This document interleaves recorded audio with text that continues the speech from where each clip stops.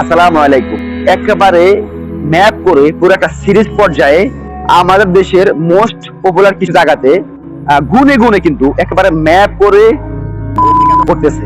আপনি একটু খেয়াল করে দেখবেন, ফার্স্টে আগুন লেগেছিল আমাদের মিরপুরে, তারপর লেগেছিল চট্টগ্রাম ইপিজেডে, এবং ফাইনালি আজকে আমাদের ঢাকা এয়ারপোর্ট মানে শাহজালাল ইন্টারন্যাশনাল এয়ারপোর্টে। আপনি একটু ডিপলি চিন্তা করে দেখবেন, এগুলা কিন্তু প্রায় একই রকম ঘটনা থেকে ঘটতেছে।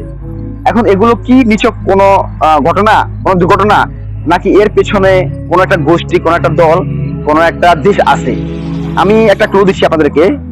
গত 4-5 দিন আগে আমাদের বাংলাদেশ গভর্নমেন্ট থেকে একটা আন্তর্জাতিক কার্গো কোম্পানি আছে, তাদের সাথে প্রায় 20 বছরের জন্য চুক্তি করছে যে আমাদের দেশের কয়েকটি airport, Sylhet airport, Dhaka airport এবং চট্টগ্রাম এয়ারপোর্ট, এই 3টি এয়ারপোর্ট আন্তর্জাতিক কার্গো বিমানবন্দর হিসেবে স্বীকৃতি পাইছে। সেখানে তারা সাইন করছে, এবং এখান থেকে আমাদের গভর্নমেন্ট প্রতি বছরে বিশাল একটা ডলার তারা পাবে, বা আমাদের দেশ কিছু টাকা পাবে এখান থেকে। হ্যাঁ, তারপর হচ্ছে আমাদের চিটাগং যে বন্দর আছে, এই বন্দরটিও একটা আন্তর্জাতিক বন্দর হিসেবে স্বীকৃতি পাইছে।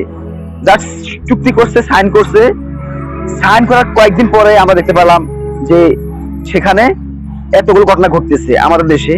তো এগুলো কি এমনি এমনি হচ্ছে, নাকি এর পেছনে আন্তর্জাতিক কোনো মাধ্যমকে দেখানোর জন্য যে আমাদের দেশে কোনো সিকিউরিটি নাই, কোনো নিরাপত্তা নাই, অতএব আমাদের দেশ থেকে এই সমস্ত চুক্তি, যাই কোম্পানিগুলো আমাদের দেশে চুক্তি করছে, তারা যেন আমাদের দেশ থেকে চলে যায়, বা তারা যেন এই চুক্তিগুলো বাতিল করে দেয়। বাতিল করে দিলে আমাদের পার্টিকুলারলি কোনো একটা দেশে, আশেপাশে কোনো একটা দেশে এই কোম্পানিগুলো গিয়ে সেখানে বিনিয়োগ করে, এতে করে যে আর্থিক ক্ষতিগ্রস্ত, এটা আমাদের দেশে হবে। সুতরাং আমরা এখান থেকে বুঝতে পারি যে, আপনি দেখেন এর আগে কিন্তু আমাদের দেশে অনেক অগ্নিকাণ্ড হয়েছে, কিন্তু এরকম এয়ারপোর্টে, ইপিজেডে বা আমাদের মিরপুরের মতো এক জায়গাতে এমন কিন্তু হয়নি। এখন কেন হচ্ছে? এখান থেকে বোঝার অনেক কিছু আছে।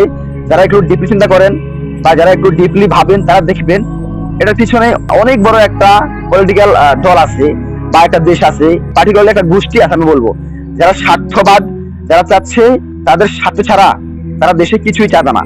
জাস্ট কয়েকদিন হয়েছে, 4 থেকে 5 দিন হয়েছে, আমাদের এয়ারপোর্ট গুলো একটা আন্তর্জাতিক কার্গো ফ্লাইট হিসেবে, কার্গো এয়ারপোর্ট হিসেবে জাস্ট স্বীকৃতি পাইছে। জাস্ট কোম্পানির লগে সাইন হয়েছে, সাইন করছে একটা স্টার্টআপের সাথে। তাহলে সেখানে কয়েকদিন পর, 4-5 দিন পরেই আমাদের এয়ারপোর্টের মতো একটা জায়গাতে এত বড় একটা ঘটনা ঘটলো। এটা কি এমনি ঘটছে? না, এগুলো এমনি ঘটেনি।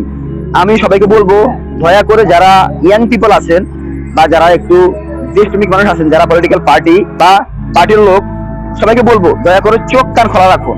চোখ কান খোলা রেখে